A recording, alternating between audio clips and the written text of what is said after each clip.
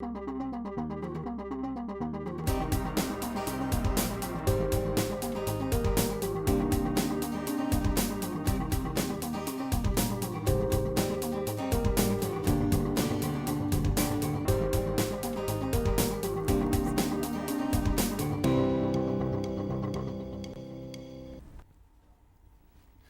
welcome to Temple Street, the news magazine show brought to you by the Department of Communication and Journalism at Suffolk University. I'm Joshua Long-Mella. I'm Andy Morse. And I'm Alivia Misner. Today we spotlight a special workshop on dining etiquette along with a theater production that was inspired by veterans making the transition from the battlefield to the classroom. We also check in on how the economy is affecting folks. First with a story about student debt, and then taking to the street to see how the economy is affecting people in and around the city of Boston. We also sit down with Linda Fields from the Counseling Center and bring you to a charity event that was held for our four-legged friends. And we conclude with Critics Corner, where I will detail the effects of the NHL lockout. But first news, the development in Boston's Seaport District is booming, literally. And while some residents are complaining about noise from construction, others say the $3 billion project is just what the area needs, creating a more desirable neighborhood and more jobs. Temple Street reporter David Pollard has more. That's the sound resonating throughout Boston's Seaport District as construction continues to signify that development on Boston's waterfront is on the rise. The recent spike in construction here has led to the City of Boston's much-talked-about Seaport Square project, which broke ground in 2011. The proposed plan is estimated to cost about $3.3 billion, making it the most expensive development project since the Big Dig. Seaport Square will cover 23 acres of land, the majority of which is currently occupied by parking lots. The project's residential component includes the creation of 2,500 homes for sale and rental, including affordable units as well as innovative workforce housing units. Ed Nardi, president of the Crescent Group, who owns multiple properties in the area, says he understands the prospect of ongoing development over the next decade is daunting to those living and working in the area, but he believes the end result will be worth it. Construction is always a pain. Certainly for the moment, it lends itself to a fairly dynamic, ever-changing, ever-improving district. So I think for the moment, it's probably more exciting than it is a pain in the ass. With all of this construction going on, traffic and roadblocks have become a concern as well. As you get out to across from Whiskey Priest and across from Vertex, what people affectionately call the mudlots, if you're in that area, there's going to be a fair amount of activity. And disruption as it relates to construction. They'll be able to contain it fairly well. I think if you look at the Vertex construction, there's trucks coming and going, but it's not spilling out into the, into Northern Boulevard. An important part of Seaport Square is the much-talked-about Boston Innovation Center, designed to become the first public space to support Boston's innovation economy. In a statement to Temple Street, the mayor's office said the Innovation Center is crucial to Boston's growth. There are dozens of organizations in Boston looking to support entrepreneurs, hundreds of people interested in mentoring startups, and thousands of talented individuals looking to make their impact. This will be their gathering place. Other existing establishments, such as Liberty Wharf and Fan Pier, have already proven to be successful. With a wide array of restaurant and entertainment choices, the busy waterfront destination has proved it can draw in the crowds. Soon the district will be home to 22 new buildings that will house approximately 6.3 million square feet of residential, retail, office, innovation, hotel, civic, and cultural uses. In the process, it is expected to create 10,000 construction jobs and later, 20,000 permanent jobs in a variety of businesses. Despite the temporary discomfort, experts say Boston's waterfront is expected to be booming over the next decade. For Temple Street, I'm David Pollard. Phase 1 of construction on Seaport Square began in early 2011 and is expected to continue through 2019. Suffolk students got a taste of proper dining etiquette with a professional who taught them the right way to enjoy a three-course meal. Cassandra Ellis and my co-host Alivia Misner attended the event and even filed this story. Suffolk University hosted its 14th annual etiquette seminar Friday, October 26th. Career Services sponsored the event as a part of Career Week 2012. Betsy McDowell, the Associate Director of Career Services, says the seminar teaches students proper dining etiquette, which is an important part of the professional world. How to eat difficult foods, how to, if you're taken out for lunch with somebody, how to appropriately order, how to engage in conversation. Back for the second year was etiquette professional Tomas Frazier. He explains that the fundamental rules of etiquette have stayed the same over the years. As much as we progress as a culture, as a world, etiquette rules don't really change. And people's expectations of the way you act don't change. Sodexo catered the elaborate three-course luncheon. It featured a house salad to start, roasted chicken with mashed potatoes and asparagus, or a vegetarian pumpkin ravioli. Students finished the meal with a caramel-drizzled cheesecake for dessert. Students say the seminar was helpful in getting them to focus on manners and customs that they hadn't thought about before. It opened up my eyes to a whole new form of eating with, professional people. His lesson was detailed. It included everything from how to fold your napkin, how to hold your silverware, to the proper way to scoop your cheesecake. Frazier ended with advice for those who will join the workforce and attend business luncheons in the near future. Don't make yourself the center of attention, because you're not the most important person at that event. You want to blend in, look around, take pointers from everybody else that's around you, and try not to make a mess. Some students caught on to the techniques quickly, while it took others time to adjust. But most agreed that they learned a lot and hope to use their new skills in a work setting soon. I definitely feel like this class has prepared me for my future. As graduation approaches, students who attended the seminar feel more prepared. From Temple Street, I'm Alivia Misner with Cassandra Ellis. Suffolk University hopes to have Tomas Frazier back next fall. Students across the country may need to curb their spendings as graduation approaches. With student debt at an all-time high, the amount of defaulted student loans has reached record numbers. Temple Street's Alex Wyckoff has the story. From eating solely ramen to juggling 3 jobs, these students are doing whatever it takes to lessen their debt. But some experts say the prospects are grim. Sarah Matero, former editor-in-chief of the Suffolk Voice and student at Suffolk University, says she works full-time at the Boston Globe and part-time as a sales associate for a jewelry store. But despite these 2 jobs, she still isn't sure if it will be enough to pay her bills at the end of the month. I had about $2,000 on my credit card, and I paid it down to about $200 a year later. It was difficult. According to a federal report, the average student loan balance is $21,000. Suffolk University has an average of 73% of students who graduate with some sort of student debt every year, and post-graduation debt averages slightly above $31,000. According to new data from the Federal Reserve, the amount of student debt nationally has risen approximately 275% over the past decade. In fact, the study shows that despite recent economic crisis, student debt is the only debt that has continued to increase despite nationwide economic hardship.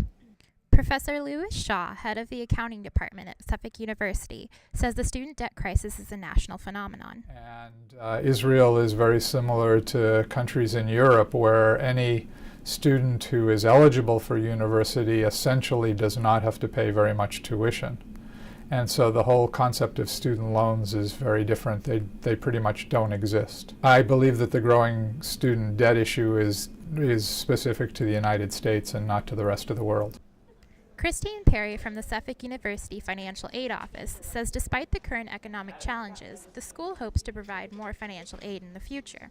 We are stepping up our efforts on the fundraising front, and I know raising funds for scholarships for our students is a priority for President McCarthy. While this is good news for incoming students, alumni like Matero can only hope that they will be able to stay afloat after graduation. Matero says she remains hopeful. And I hope I can do it within 5 to 10 years. I don't want to push myself to constantly pay too much and then I don't have enough to live either. So I hope I can at least balance it or work it out with the credit card company or the debt company. For Temple Street, I'm Alex Wyckoff. To find out more about student debt, visit projectonstudentdebt.org. The drop in the economy is affecting people everywhere, whether it's looking for a job or cutting back on takeouts. Everyone is adapting. Temple Street reporter Bridget Wood asks Bostonians about how they are making ends meet. It's made it harder for a college-age student to find a job. So like just looking for like part-time work, like that was like really hard this summer because like they only wanted to give it to people with like a lot of experience, and if you don't have any experience, it's even harder. I am actually in the process of looking for one right now. I have one job right now, and it's getting me by, but I'd like to have a little more spending money. I work 2 jobs. There have been points in time where I'm eating 2 meals a day instead of 3, be it because I'm busy working 2 jobs or, you got to save money here and there. And also jobs are just not as readily available, so, I'm micromanaging my budget week by week, and I wish I didn't have to do that. I can't go out to eat nearly as much as I'd like to. Can't go to Boloco as much. Cutting back on things that I used to spend on, like going out to eat or shopping and stuff like that. I have to think wisely and use my money pretty wisely, mostly on things that I actually need, like food, video games. Well, I've had to take out a substantial amount of loans, and I had to pay for that. Finding a job that pays more than $8 an hour, and also trying to find more loans. Definitely very money conscious. We have bills to pay, we have rent to pay. The transportation costs are huge. I just hope after this election that someone will get the economy back on track, and there will be actual jobs for us when we're out. While there is much debate about how to fix the current state of the economy, people have had to make realistic changes to their everyday lives. I know for me, I've had to cut back on spending for like clothes. I love shopping. How about yourself? Absolutely. I've taken my grocery shopping outside of the city just because the prices are so much cheaper. Suffolk University's theater department teamed up with student veterans for a 2-day show held at the Modern Theater. The show details veterans' lives after returning home from deployment. Matthew Sliney has more on the story. It's complicated. I got out of the war zone, 15 months deployment, which is a long time. After 12 months, you start to feel things changing in your head. With veterans returning home from war and heading back to the classroom, Suffolk University's theater professor, Caitlin Langstaff, decided to bring their story onto the stage with a 2-day production called At Ease. The play touches on the lives of 7 military veterans and their experiences from basic training to active service to post-war depression. My squad leader, a month and a half after I was hurt, was killed with another member from my platoon and a combat engineer that was attached. An IED, improvised explosive device. They just dig them in. It's part of being over there. Student actors paired up with U.S. military veterans and portrayed their experiences of war on the stage. Langstaff says it was important for her to make the veterans' experiences known, especially the struggles they face when returning home. I think one of the things that I gleaned most from it is that every single person has a different story. There's no one reason why people go in. Not one specific experience is enough to describe what it's like to go over and experience war. And also, everyone has a different reaction coming home. Suffolk senior Ashley Heavey took on the role of United States military veteran Audra White-Stadnick. Audra, now a senior political science and philosophy double major at Suffolk, was an important key to the production of At Ease. Audra's transition back to society in the classroom has been a difficult one. Having, sitting in the class and having other people, have computer screens up with, movies or Facebook going on, it's very distracting for me, because on my deployment I was doing surveillance, so my job was to pay attention to everything. So it's kind of a hard thing to turn off. Along with Audra, 6 other veterans helped with the writing and the production of this play. Suffolk senior Brendan Flanagan took on the role of a United States Marine Corps veteran, Samuel Dillon. Because you don't know what they had to do when they were overseas. You didn't know kind of stuff that they had to protect. They were over there for us. At Ease doesn't necessarily have answers, but it makes audiences understand, and even for one night, what lays behind the choice to go to war and the difficulties soldiers face when coming home. Matthew Sliney, Temple Street. After a wonderful performance at the Modern Theater, director Caitlin Langstaff says they hope to set a date for another show in the near future. Coming up after the break, an interview with Linda Field and our critic at large, Andy Morse. Oh, those boys are much too much. Those boys are much too much. We got the spirit. We're hot. We can't be stopped. We got the spirit. We're hot. We can't be stopped. We're going to beat them and bust them. Beat them. The smallest moments can have the biggest impact on a child's life. Let's get a little bit rowdy. R-O-W-D-Y. Take time to be a One dad more today. time. All those boys are much too much. Those boys. With depression among college students on the rise across the country, reporter David Pollard sat down with Linda Field, a senior counselor at Suffolk University, to talk about the university's initiative for suicide prevention and the efforts to help students on campus. Thanks, guys. I'm here in Studio 73 with Linda Field, the Director of Training at the Suffolk University Counseling Center. Linda, thank you for being with us today. You're welcome. From the depression screening here at Suffolk and also nationally, it does seem as though depression rates amongst college students are currently on the rise. Unfortunately, sometimes that can lead to suicide on campus, which we've experienced here at Suffolk in the past year, also at other campuses around the country.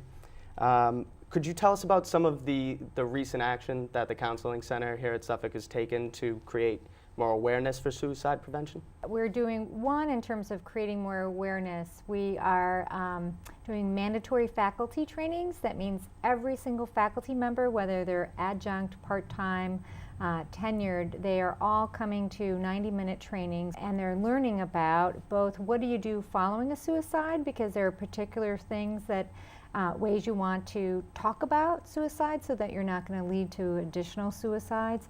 Really important in terms of the media. And then prevention. How do we create a more caring community so that everybody is sending the message that you've got to manage your stress, there's some good ways to manage stress, and awareness about the Counseling Center and the services. We now have 24/7 availability for a student to talk to a counselor. So we have a service for after hours, weekends, and holidays where they simply press 0. They're connected to a licensed clinician. The clinician can help them in terms of making an assessment about what's going on with them. They can coach them about skills or things they can do.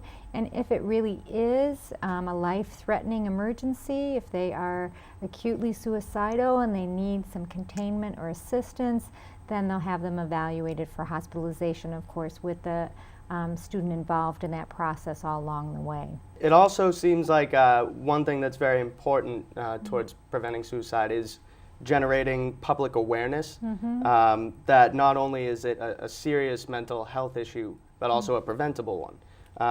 And how has Suffolk helped the public awareness to increase? You really want to be about prevention and about decreasing stigma in the community so that people will actually access counseling services when they need them.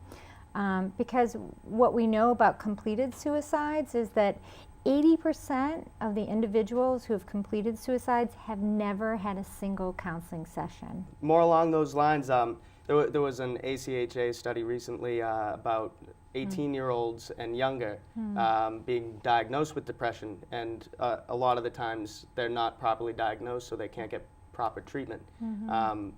What do you think might be some of the ways that we can diagnose depression earlier and possibly figure out some of the signs that would lead to suicide so that kids that are college-bound might be able to get a head start on some treatment?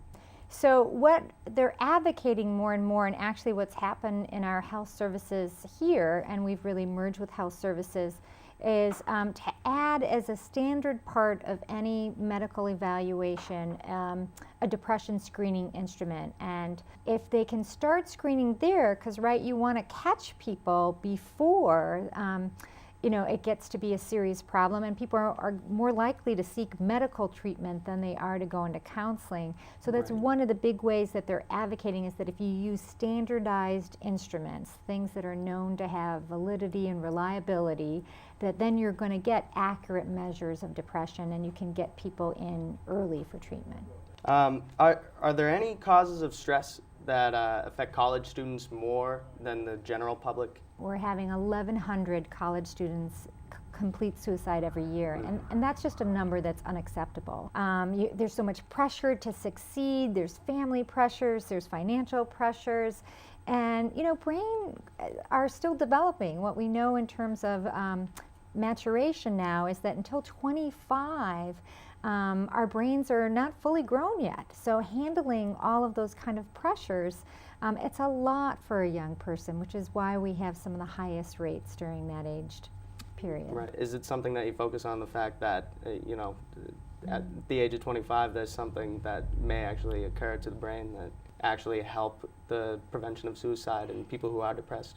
I think you're getting at a really important point, which is one of the things we do stress is that things get better. We've worked with enough people to know that if we can put certain things in place, absolutely there's going to be a difference. So what are some of the warning signs of potential suicide that people could look for? What we know is that increased drug and alcohol use, erratic behavior, explosive emotions, someone who's given up, who feels hopeless, who's talking about not seeing a future for themselves. 25% of the population is going to experience an episode of clinical depression, but that doesn't mean that 25% of the population are going to attempt suicide. So it's important to understand that it is complicated. I think about people as being like icebergs, right? We only see that little bit that's up, right? And there's so much going on underneath here. I think one of the misconceptions is that people who experience people close to them committing suicide, a lot of times they point to a single event in that person's life, or maybe the most recent event, but generally it's a whole string of events. What can a person do if they realize that somebody is exhibiting these signs, these warning signs? You want to express concern, right? So many people I've worked with who actually were suicidal or were really in acute distress, they felt like nobody cared about them, right? That nobody wanted to hear it, that they didn't want to burden people with their problems, right? And so what you want to be doing is that if you see someone, and even your gut instinct says something's off, something's different about them, or is to say, hey, something seems to be troubling you, or something seems to be going on. And if you actually observe, say it's that they're drinking, or that they're seeming to burst into anger more, or they're saying hopeless things, then really focusing on that data and saying, I notice that you sound hopeless, or I notice that you're doing this.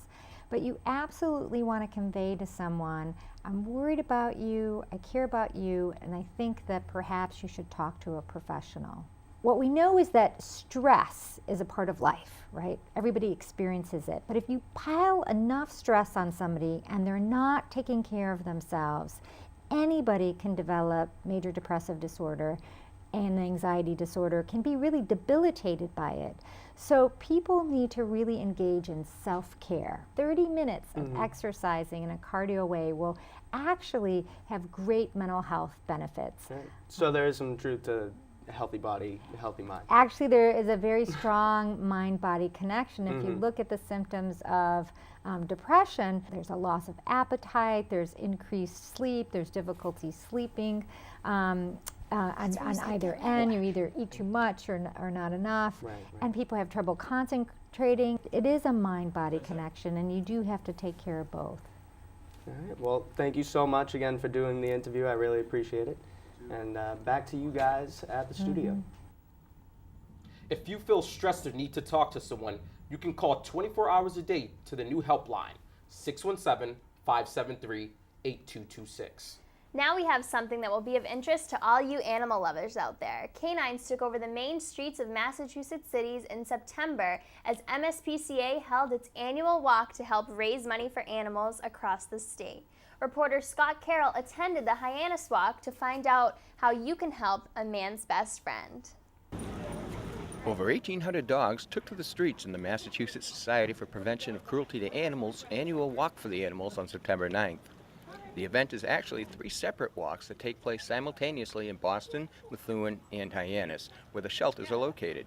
The walk is one of the biggest moneymakers of the year, and donations are taken throughout the month of September. Heather Donnelly is one of the organizers of the Hyannis Walk.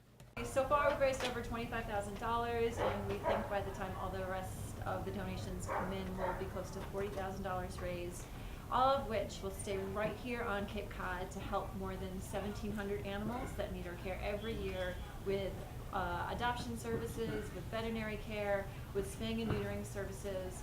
Although the walk is for a serious cause, it's also a lot of fun. Frank FM and Pixie 103 DJ Matty B emceed the event and was just as excited about it as his frisky little four-legged friends. There was a walk around downtown Hyannis, a couple of water and treat stations for the dogs. We did the best trick, Cape Cod's most talented dog competition, which is a lot of fun. We had a golden retriever that won, that was rolling a ball up and down the competition area. We did best pure breed or mostly pure breed, best mixed breed. It's based upon charisma, charm, just winning the judges over type of situation. And then we did the hot dog race, so the Frankfurter race. Don't want to offend those Dachshunds out there, where we had 4 heats of dogs, 4 heats of 4 in each race. Race from one end of the pen to the other end, eating little bits of hot dog, and the first one to get to the end with eating all its hot dog, of course, is the winner. This was the 32nd annual walk and raised over $24,000. Every dollar counts, as the MSPCA is a non-profit organization that receives no government funding and relies heavily on volunteers. The society takes in an average of 200 to 240 animals a week in the winter and 450 to 500 in the spring when the birth of kittens spikes. Last year they had nearly 9,000 animals adopted, which is good for both the adoptees and the people who gain a new friend. Everybody should come out and support the animals and adopt an animal and have a lifelong friend. For Temple Street, I'm Scott Carroll. For more information on the walk and how you can help, visit www.mspca.org. And now it's time for Critics Corner. Andy, we would like to hear your thoughts on the NHL lockout, because I know that hockey nuts everywhere want to know why a deal can't be reached. Well, Olivia, that is the million-dollar question. And while I don't have an answer to that, I do know that winter is coming. And with winter comes snow, ice, and hockey. But if you are looking to enjoy a National League hockey game and didn't yet hear about the NHL lockout, you are officially out of the hockey loop. Yes, this is the same league that allowed the entire 2004-2005 season to be lost because the owners and the National Hockey League's Players Association couldn't reach a collective bargaining agreement. History may repeat itself this season, considering all of the games before November 30th have been canceled, along with the annual Winter Classic. The core of the problem is the disagreement on how to divide revenue between the owners and the Players Association. According to Kevin Allen of USAtoday.com, the sticking point is that the owners wish to reduce the percentage of total revenue for the players from 57 down to 50. But the NHLPA will not budge, citing the $1.6 billion in projected losses that would come with this 50-50 split. How did we get here again? The new CBA put in place during the 2004 season was supposed to eliminate the threat of another lockout. But somehow we are, yet again, left to watch men in suits walking with their team of lawyers. On one side, the team owners, on the other, executive director of the NHLPA, Donald Fear, and his army of bearded men. There is enough blame to go around for everyone, but the biggest portion should be doled out to NHL Commissioner Gary Bettman. Bettman took office in 1993 and has led the NHL into 3 lockouts during his tenure. First, in 1994, where 44 games were lost. Then in 2004, as the entire season was canceled over contractual disputes. Which brings us to the present, where uncertainty reigns. Forbes reported that the NHL is worth an estimated $3.3 billion annually. But we lose more than money because of the lockout. We lose a respite from the worries of life, lost in the competition between strong men on fast ice, and even the occasional fight. Don't pity the men in skates, though. They have a strong union and opportunities abroad. Instead, think about the other people who rely on professional hockey games to make a living. Many people are losing their income, including the waitstaff of surrounding restaurants, bartenders, security guards, train conductors, and camera operators, to name a few. Gary Bettman, or the Canadian Boogeyman, as some perturbed fans have nicknamed him, wants to ensure that his wealthy friends make more money. But don't they seem to care how much they have to lose in the process? Freezing out the players makes the owners look bad, and fans take notice. Losing one's job is a tough challenge to overcome, but losing a national pastime like hockey can be devastating. Hockey fans are a loyal bunch, but will they turn bitter and give the NHL a cold shoulder if it returns? While Bettman and company are banking on the continued support of the fans, I am not so sure. And besides, what type of role models do these people make? Would you like to explain to your child that their favorite team will not be playing anytime soon because these adults won't share with those adults? It would be smart to prepare a statement for this inevitable conversation, as it may be a while before the next puck drops. But this is what happens when you let adults play a kid's game. Now, Andy, as a hockey fan myself, I can imagine fans everywhere are probably sick of these lockouts that have been happening. I mean, listening to you, do you see any hope for this season? Well, Josh, while the labor negotiations have continued, the outlook for the season is still bleak. It's a shame. Well, that's all for Temple Street. I'm Alivia Misner. I'm Andy Morse. And I'm Joshua Long-Mella. Thanks for watching, and tune in next time.